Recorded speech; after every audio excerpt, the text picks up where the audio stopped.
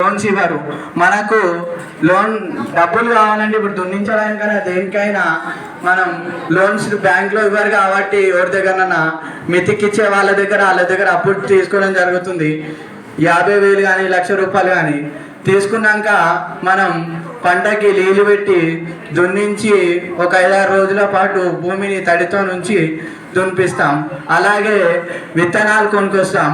మంచి విత్తనాలు కొనుక్కొచ్చి మనం పంట వేయడం జరుగుతుంది.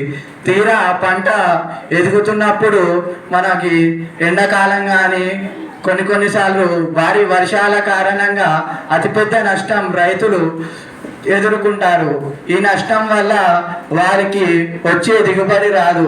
అలాగే ఎండాకాలం కరువులు వస్తే పశువులకి తాగడానికి నీళ్ళు కూడా కరువు అవ్వడం జరుగుతుంది. అలాగే వాళ్ళ పంట కూడా ఎండిపోతుంది.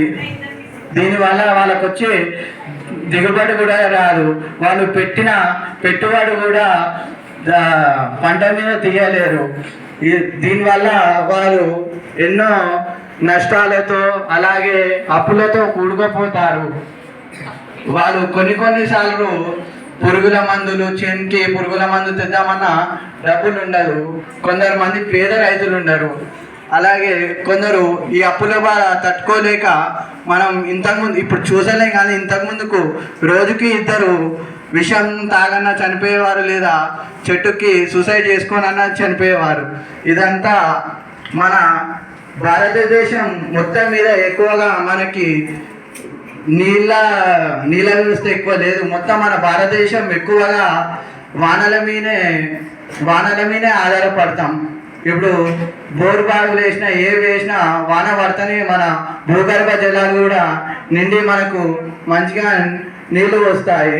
అలాగే ఈ కరువులు అలాగే తీరా మనకు వానలు కరెక్టే పడ్డాయి, ఎండలు మంచిగా వచ్చింది, చేతికి పంట వచ్చింది అన్నప్పుడు మన ప్రభుత్వం కూడా కొన్నిసార్లు కొనకపోవడం, అలాగే మా దగ్గర ఉందని కొన్నిసార్లు పంటకు గిట్టుబాటు ధర ఇవ్వకపోవడం జరుగుతుంది. దీనివల్ల కూడా చేతికి వచ్చినాక కూడా పంట డబ్బులు వచ్చేదాకా తెలియదు, నష్టమో లాభమో తెలియదు. అలాగే వాళ్ళు పెట్టిన దిగుబడి తెలియదు. రైతు అంటే 6 నెలలు పొద్దున 5 నుంచి సాయంత్రం 6:30 దాకా కష్టపడతారు.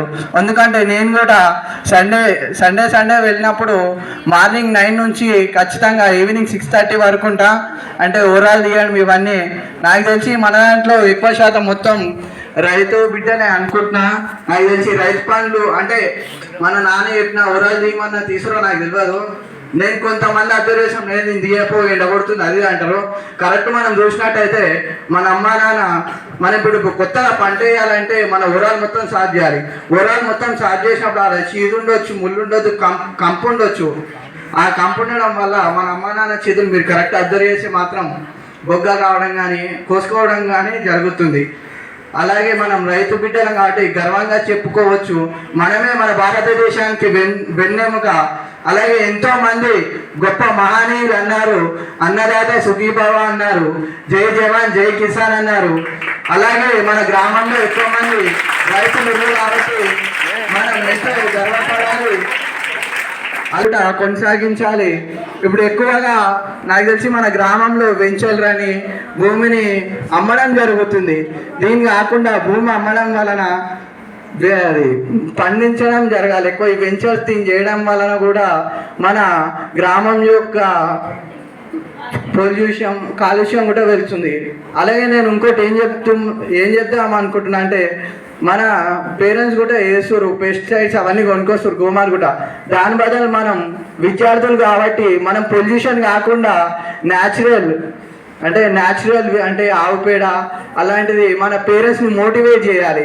అంటే అప్పుడు ఇంతకుముందు కాలంలో న్యాచురల్ వే వాడేది కాదు, కానీ ఈ మధ్య కాలంలో పెస్టిసైడ్స్ DAP గ్రోమార్ రావడం వలన ఇవి వాడడం వలన ఏమవుతుందంటే ఇప్పుడు నువ్వు 5 years 6 years వాడడం వల్ల నీకు దిగుబడి బాగానే వస్తుంది.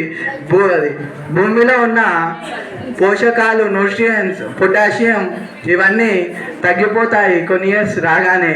నెక్స్ట్ వచ్చే జనరేషన్కి కూడా మంచి దిగుబడి రాదు. దీని బదులు మన క్రాప్ క్రాప్ నోటేషన్ చేయాలి. ఎట్లా అంటే మా పేరెంట్స్ చెప్పాలి, ఇప్పుడు మన తెలంగాణలో మొత్తం మేమున్న వరి వరి అంటారు, వాన పడ్డా వరి వాన పడకున్నా వరి అంటే మనం మోటివేట్ చేయాలి. వాన పడినప్పుడు పప్పు ధాన్యాలు కానీ అవి ఇవ్వడం వలన మన భూమికి మళ్ళీ తిరిగి న్యూట్రిషన్స్ రావడం జరుగుతుంది. ఎలాగంటే పప్పు ధాన్యాలు రైజోఫస్ అనే బ్యాక్టీరియా ఉంటుంది. రైజోఫస్ అనే రైజోబియం బ్యాక్టీరియా అనేది ఉంటుంది. అది మన భూమికి నైట్రోజన్ని తిరిగి అందిస్తుంది, పోషక విలువను. ఇలాంటి కొన్ని ముఖ్యమైన అంశాలను మన అమ్మానాన్నలకు కూడా చెప్పి పొల్యూషన్ తగ్గించి మంచి పంటను పండించి చేయడం జరుగుతుంది. రైతుగా ఉండడం నాకెంతో గర్వంగా ఉంది. ఈ అద్భుతమైన అవకాశాన్ని ఇచ్చిన ప్రధాన ఉపాధ్యాయుల గారికి మరియు ఉపాధ్యాయుల గారికి నా ఒక శిరస్సు వచ్చి నమస్కారం.